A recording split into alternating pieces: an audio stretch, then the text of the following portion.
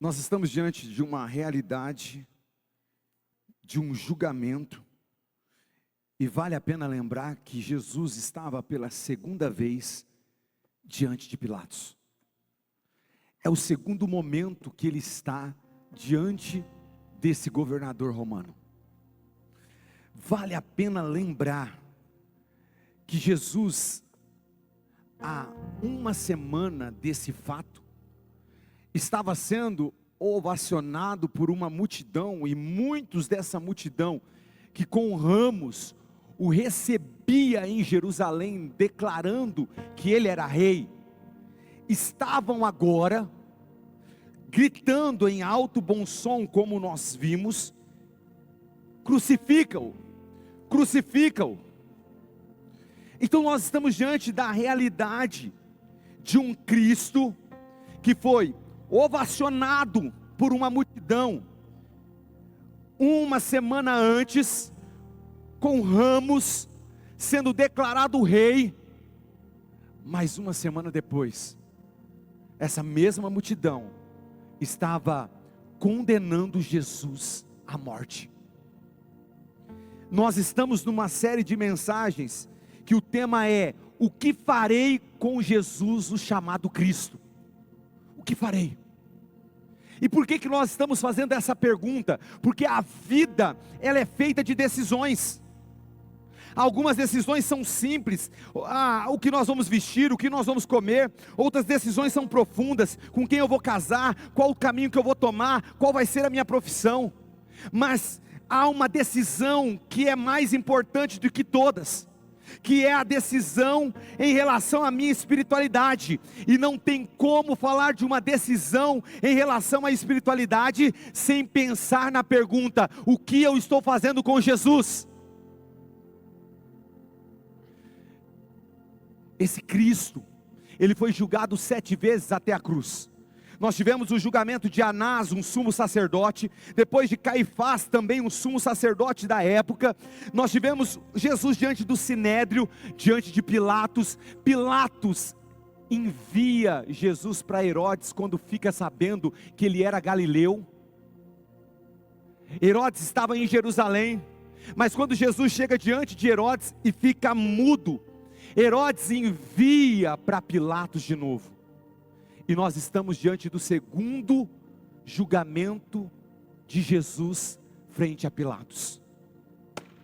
Esse é o julgamento aonde Jesus é condenado à morte por meio da crucificação. Por meio da crucificação. Querido, entenda que no Evangelho de Mateus nós estamos vendo um tribunal onde Jesus está sendo julgado. Mas na verdade, não é Jesus que está sendo julgado, são os homens que estão revelando quem eles são através das suas escolhas. C.S. Lewis fala: Cristo não nos deixa a opção de só admirá-lo apenas. Ele exige que eu e você tomamos uma decisão. Tomamos uma decisão. E nós precisamos tomar uma decisão. Jesus, ele já tinha passado por 5 julgamentos, e os 5 julgamentos queriam a morte dele, e agora eles estão diante de Pilatos novamente, aonde ele é decretado, aonde há uma declaração sobre ele. E pasme, Pilatos sabia que Jesus era inocente. Quando nós vamos para o registro do evangelista Lucas, no capítulo 23, o verso de número 14 e 15, esse Pilatos, ele fala para o povo: eu verifiquei com os crimes que vocês estão denunciando contra ele, mas eu não encontrei nada. Ele sabia que Jesus era inocente. Esse Pilatos tentou evitar a crucificação de Jesus. O evangelista Lucas também mostra isso no verso 16 do capítulo 23, quando ele fala assim: eu vou mandar ele ser açoitado e depois eu vou soltar ele. Ele até propõe uma alternativa, como nós vimos aqui, entre Barrabás e Jesus. Um homem ali que estava diante de Jesus, que era um assassino. A multidão que não amava Barrabás, mas que estava tomada pela maldade, influenciada por meio dos religiosos da época, decidem escolher Barrabás em vez de Jesus. A multidão reage, dentro da tentativa de propor uma alternativa, ela reage falando que este seja crucificado, solte Barrabás e que Jesus seja crucificado. Queridos, aqui nós estamos vendo 3 grupos de pessoas que tinham que tomar uma decisão e tomaram uma decisão. Nós temos aqui um grupo representado por Pilatos, que é uma autoridade indecisa, uma autoridade completamente cheia de dúvidas, e não porque não tinha uma revelação, porque tinha. Nós estamos diante de uma multidão influenciada, e diante de Barrabás, o culpado sendo liberto. No centro de toda essa história está Jesus de Nazaré, aquele que é visto como inocente, mas que é rejeitado pelo povo. Então olhar para essa história é aprender com as escolhas que esses grupos de pessoas, que esses personagens representam aqui para nós, grupos de pessoas, e entender qual tem que ser a nossa escolha, entender o que eu não devo escolher, qual deve ser a minha atitude frente a Jesus de Nazaré. O primeiro grupo que eu quero aprender aqui é representado por Pilatos, isso mesmo. Pilatos é o grupo daqueles que escolhem agradar pessoas em vez da verdade. Esse é o grupo de Pilatos. Querido, preste bem atenção. Verso 24, o texto fala: vendo Pilatos que nada conseguia, e que, ao contrário, o tumulto aumentava, mandou trazer água e lavou as mãos diante do povo, dizendo: eu estou inocente do sangue deste homem, fica o caso com vocês. O evangelista Lucas fala no verso 24 do capítulo 23, então Pilatos decidiu atender o pedido da multidão. O que eu estou falando para você? Pilatos é o grupo de pessoa que quer ser aprovado pela multidão, que quer ser aprovado por aqueles que estão diante dos teus olhos. E nós vivemos uma geração marcada pela necessidade da aprovação. Nós queremos like, nós queremos curtida, nós queremos elogio, nós queremos comentário, nós queremos reconhecimento. E tudo isso alimenta algo silencioso que nós buscamos dentro do nosso coração, que é: eu preciso ser aceito. Eu preciso ser aceito. Mas quando essa necessidade se torna exagerada, nasce uma crise emocional que nós chamamos de codependência. É um estado onde a pessoa depende de validação dos outros, é um estado onde a pessoa perde a sua identidade, vive para agradar, mesmo que custe os seus princípios, mesmo que custe a verdade que está diante dos seus olhos. Essa pessoa quer agradar a multidão. Esse é Pilatos. Pilatos é aquele que é indeciso, mesmo estando diante da verdade. E pasme, a mulher de Pilatos teve uma experiência sobrenatural, e sabia e tinha dito a ele que Jesus era justo, e pediu para ele não se envolver, mas ele achou que lavar as mãos era não se envolver com o julgamento de Jesus. E eu estou aqui para falar para você que lavar as suas mãos frente a decisões que você precisa tomar não te tornam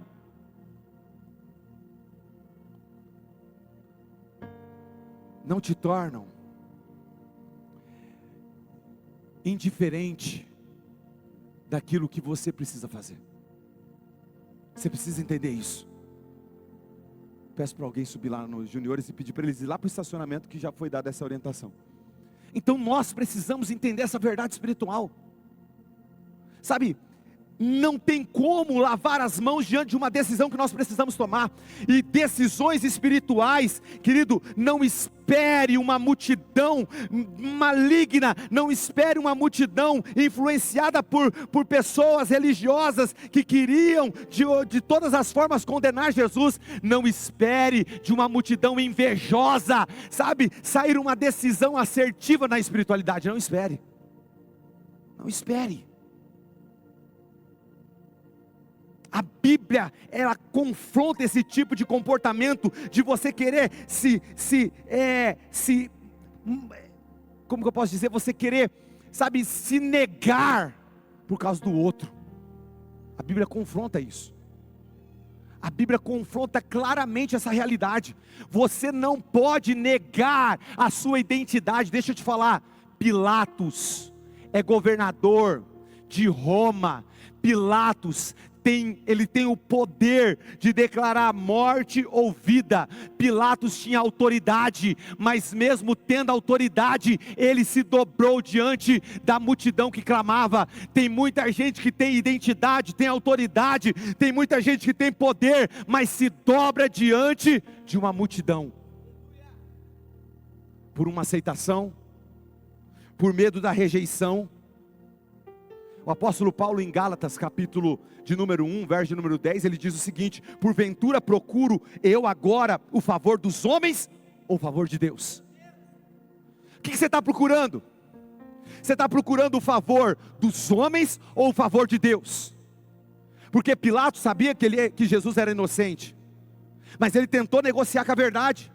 Ele tentou aliviar a consciência, sem assumir a sua posição, sem assumir a sua autoridade, sem fazer com que a sua responsabilidade fosse a favor da verdade. Ei, querido, Pilatos lavou as mãos, mas não a consciência.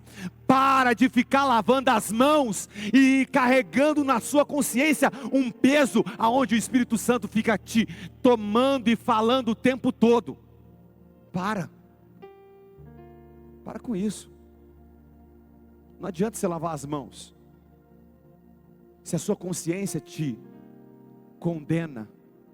Se o Espírito Santo trabalha dentro de você e te mostra a verdade, se o Espírito Santo exige de você uma resposta, para disso, para com isso. Quantas vezes nós sabemos o que é certo, mas escolhemos o que é mais fácil? Quantas vezes as decisões são tomadas só para agradar pessoas? Até quando você vai ficar diante de uma escravidão como essa?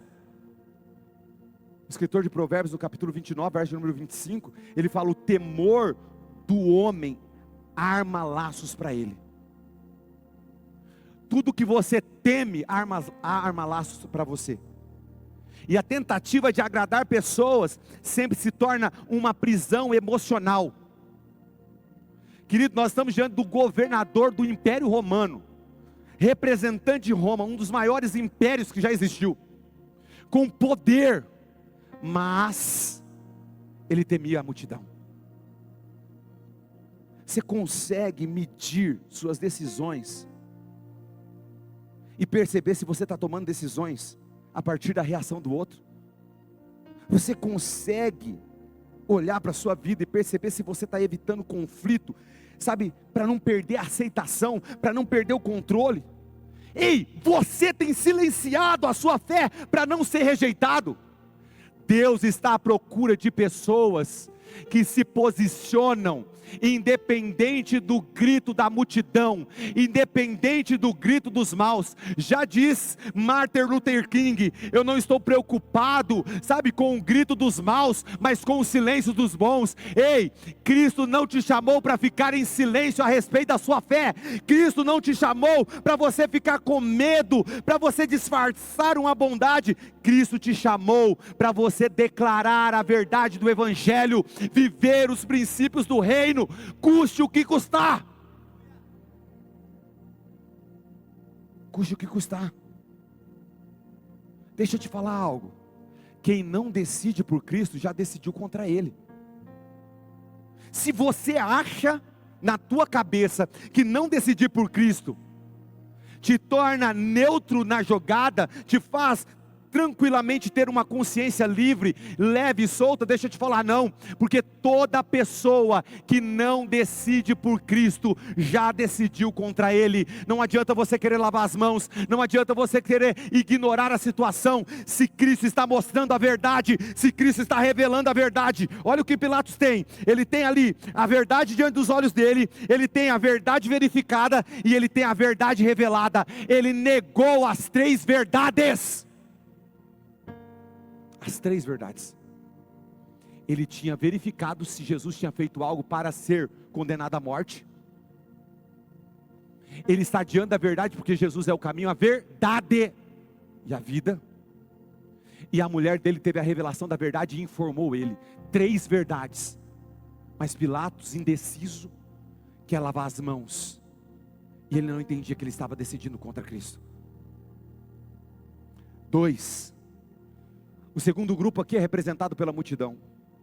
E a multidão é o grupo daqueles que escolhem seguir a voz errada. Você já viu essa multidão? Sabe por quê?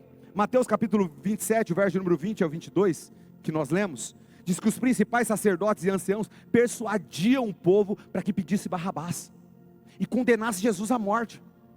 E aí o governador pergunta: e aí, o que vocês querem que eu solte? E eles gritavam: Barrabás. E sabe qual que foi a pergunta para Pilatos, que é o tema da nossa série? O que farei então com Jesus chamado Cristo? E eles responderam: crucificam. Preste bem atenção no que eu estou falando. A multidão grita: solta Barrabás. O Barrabás rebelde, homicida. Ei, eles escolhem, eles preferem um criminoso e não um salvador. Querido, preste bem atenção no que Agostinho de Hipona diz: a voz da maioria nem sempre é a voz da verdade. E a gente precisa tomar muito cuidado com isso.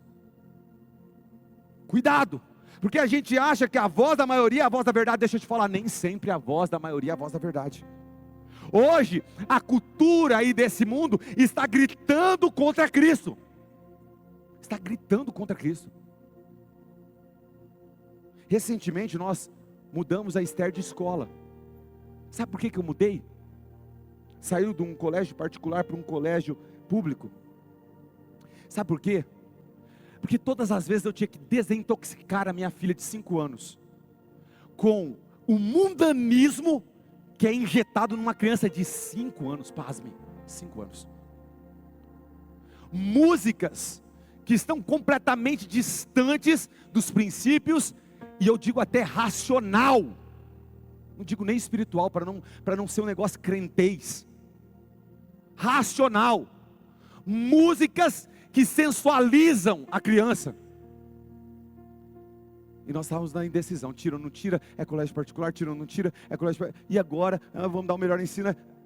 Ei, querido, a gente descobriu que uma irmã da igreja seria no colégio público a professora da Esther.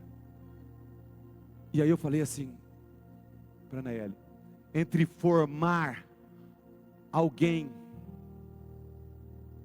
na cultura desse mundo e formar alguém na cultura do céu, eu escolho o céu.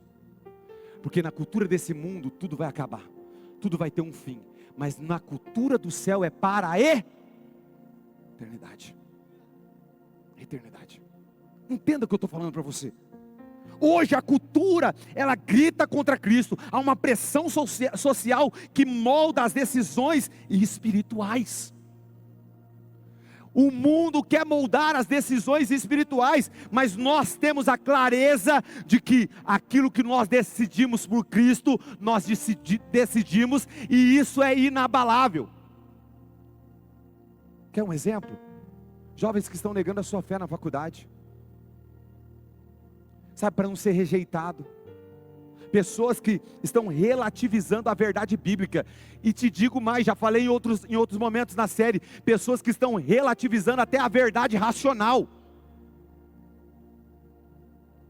Ei, querido, pessoas que estão tomando decisões tomadas em cima da influência de amigos. E nunca se falou tanto de influência como hoje, porque nós vivemos na era dos influencers. As pessoas que moldam o teu comportamento e a tua opinião. Sabe, aquela pessoa que você segue no Instagram, no TikTok, nas redes sociais. Nós estamos vivendo um tempo onde os influencers que estão ditando o comportamento, ditando a opinião, ditando o estilo de vida. Mas eu estou aqui para falar para você algo, preste bem atenção. Há um influencer que não começou agora, que não se publicou ele agora por meio das redes sociais. Ele está há mais de 2000 anos, transformando pessoas, mudando a vida do ser humano, e o nome dele é Jesus de Nazaré. Ele tem o poder de levar para a vida e não para a morte. Ele tem o poder poder de trazer a pessoa do caos para viver uma vida em abundância, Jesus de Nazaré, Ele é o principal, é aquele que dita o meu comportamento, é aquele que fundamenta as minhas opiniões, é aquele que é padrão para o estilo da minha vida. Mas a pergunta não tem que ser, não é se você está sendo influenciado. A pergunta é, por quem você está sendo influenciado? Porque toda influência tem um destino. Por isso que o apóstolo Paulo, em 1 Coríntios capítulo 15, verso número 33, ele diz o seguinte: as más companhias corrompem os bons costumes. A Bíblia não fala apenas de companhia física, querido, fala de qualquer ambiente que forma você, que formata você. Por isso que o mesmo apóstolo Paulo, na carta aos Romanos, no capítulo 12, verso número 2, ele fala: não vos conformeis, não tome forma deste mundo, mas transformai-vos pela renovação da vossa mente, para que possais experimentar a boa, perfeita e agradável vontade de Deus. Sabe o que eu estou falando para você? Quem formata você não é o influencer, quem formata você não é a tendência do momento, quem formata você não é a cultura deste mundo, quem formata você é Jesus de Nazaré. E te digo mais, se Cristo não definir os seus valores, o mundo definirá. Se Cristo não definir os valores da tua casa, o mundo vai definir. Se você, por meio de Cristo, não definir os valores do seu filho, o mundo vai definir por você. O mundo vai definir. Quando você, vem para Cristo, é como se fosse um computador cheio de vírus, que é o pecado. E Cristo entra na sua vida para eliminar todo o peso do pecado, todo o mau hábito que você construiu em cima de uma vida pecaminosa, e Ele formata você para você viver à altura daquilo que Ele é. A multidão escolheu o momento e não a eternidade. Tem muita gente vivendo de momento e não para a eternidade, e não da eternidade. E Deus nos chama nessa noite a não viver de momento, a não viver de tendência, a não viver à altura daqueles que influenciam para a destruição, para o mal, para a morte. Cristo nos chama para viver para a eternidade. Quem está entendendo, diga amém, eu termino. Terceiro e último grupo, Barrabás. E Barrabás é o grupo que escolhe a substituição, revelando a graça de Deus. O texto diz para nós: então Pilatos mandou soltar Barrabás, e depois de mandar açoitar Jesus, entregou Jesus para ser crucificado. Barrabás deveria morrer, mas foi solto. E sabe o que isso significa para mim e para você? Que aquela cruz, aonde Jesus foi crucificado, deveria ser o meu e o seu lugar. Jesus tomou o lugar de Barrabás, e você é Barrabás. A graça alcançou alguém que estava preso, e você estava preso. Isso é o Evangelho. O Evangelho aonde o culpado é livre, o inocente é condenado. Isso é o Evangelho.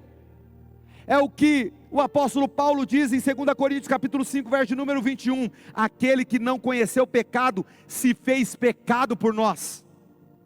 Barrabás. Todos nós somos Barrabás. Jesus tomou o nosso lugar naquela cruz. O apóstolo Pedro, na sua primeira carta de Pedro, capítulo 3, verso número 18, ele fala assim: pois também Cristo padeceu uma única vez pelos pecados, o justo pelos injustos, para conduzir vocês a Deus, mortos sim, na carne, mas vivificados no Espírito. Jesus tomou o teu lugar. A gente precisa entender que a graça, que é a definição de graça para nós, favor imerecido. Você não merecia, mas Jesus morreu no teu lugar. E o pastor Luciano Subirá, ele diz: A graça não ignora o pecado, mas ela paga o preço do pecado e te dá domínio sobre o pecado. Ou seja, não é o pecado que domina você, é você que domina o pecado. Por isso você pode dizer não para o pecado. Você pode dizer não. Você pode dizer não para a malignidade. Você pode dizer não. Porque Cristo morreu na cruz para que você pudesse ter a ousadia de receber a justificação. A justificação. E ainda ter domínio sobre aquilo que tenta destruir a imagem de Deus na sua vida. Você era culpado. Você tinha uma dívida. Mas em uma só vez, Jesus se entregou para pagar a minha e a sua dívida. A pergunta não é se somos culpados. A pergunta é: o que faremos com aquele que nos substituiu na cruz? Porque nesse tribunal, cada pessoa fez uma escolha. O Pilatos tentou fugir da decisão. Eu lavo as minhas mãos. A multidão seguiu a influência. Crucifica-o! E Barrabás, o Barrabás recebeu a graça, justamente por não merecer ela. E justamente nesses ambientes aonde as pessoas entendem que não merecem, a graça se manifesta. O amor de Deus é real. Hoje nós estamos diante da pergunta que nós estamos fazendo há 5 domingos: o que farei com Jesus chamado Cristo? Você pode tentar ignorar, rejeitar, mas deixa eu te falar, se você não decide por Cristo, você já decidiu contra Ele. E o desejo que Ele tem é que você decida por Ele e se renda, se entregue. Não tem como você ficar neutro. Quando Cristo nos chama, Ele nos chama para tomar uma decisão. Hoje talvez você está aqui, e eu quero dizer para você: não seja como Pilatos, indeciso, sabe, que lava as mãos. Para de lavar as mãos diante de decisões que estão na tua frente. Eu estou terminando, parece que não, mas olha para quem está do teu lado, me ajuda a pregar, fala assim: para de lavar as mãos diante da verdade. Diga: tome a decisão. Não seja como a multidão influenciada, não. Seja alguém que reconhece que Jesus tomou o seu lugar. Talvez você esteja adiando essa decisão. Talvez você esteja vivendo para agradar pessoas. Talvez você nunca tenha se rendido verdadeiramente para o Senhor. Mas hoje é o dia que eu e você podemos viver a realidade de Deus. Nós podemos parar de lavar as mãos. Nós podemos parar, sabe, de ser influenciado pelo mal. Nós podemos ser como Barrabás. Eu não mereço, mas Ele tomou o meu lugar. Eu quero convidar você para um tempo de oração. Se você pudesse colocar sobre os seus pés. Tudo que nós queremos hoje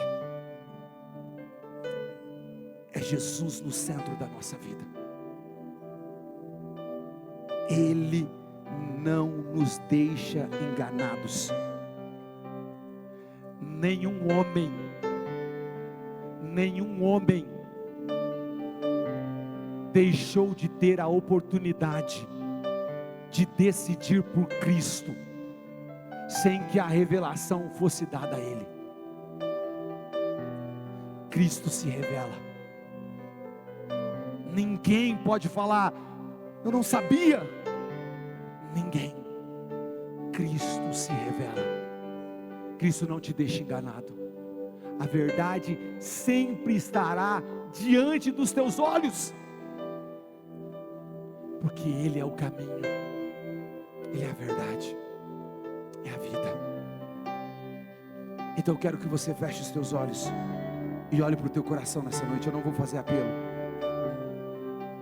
Eu quero que você olhe e se pergunte: será que eu estou sendo um Pilatos?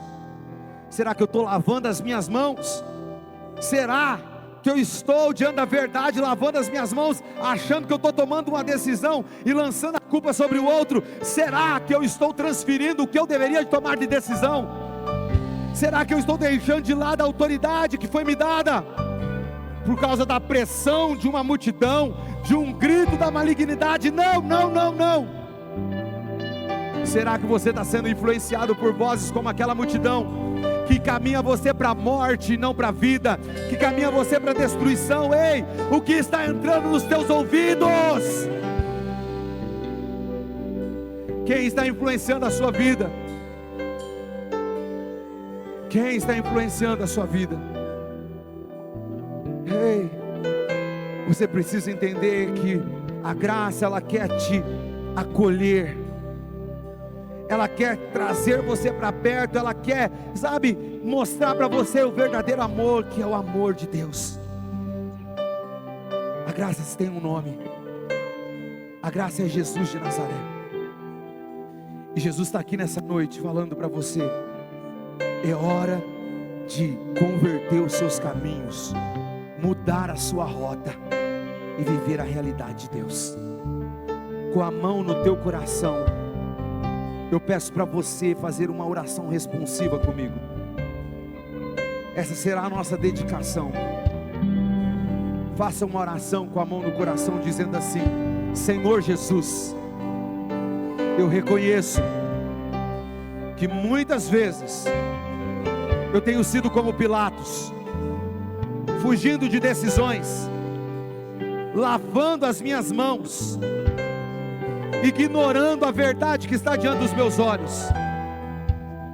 Diga: Senhor Jesus, eu reconheço que muitas vezes sou como aquela multidão, seguindo vozes erradas, sendo influenciado e se permitindo caminhar num caminho de morte. Mas hoje eu entendo que o Senhor tomou o meu lugar, e assim como Barrabás foi liberto, eu declaro que eu estou sendo liberto de toda a codependência, de toda a influência, de todo engano. Diga: Jesus, eu declaro que as escamas dos meus olhos cairão diante de mim, e eu reconheço isso, pedindo perdão dos meus pecados. Transforma o meu coração e me dá coragem para escolher a verdade. Diga: eu decido hoje viver por Ele, Cristo Jesus, e não para agradar pessoas, mas para honrar o nome daquele que está acima de todo nome, Jesus de Nazaré. Diga: eu confesso essa verdade em nome do Pai, do Filho e do Espírito Santo. Você pode dizer amém? Diga amém.